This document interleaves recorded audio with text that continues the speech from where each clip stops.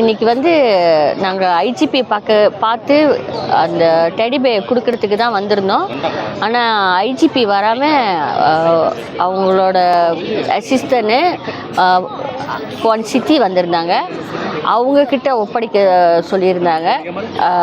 நாங்கள் முடியாதுன்னு மறுத்துட்டு ஐஜிபி எத்தனை மணிக்கு வந்தாலும் இங்கேயே இருந்து அந்த டெடிபேவை பர்சனலாக ஐஜிபிக்கு கொடுக்கறதுக்காக வெயிட் பண்ணிகிட்டு இருக்கோம்.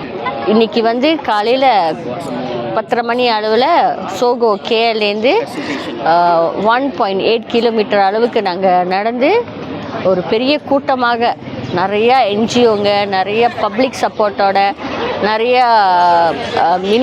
எக்ஸ் மினிஸ்டர்ஸ்லாம் வேறு வந்திருந்தாங்க.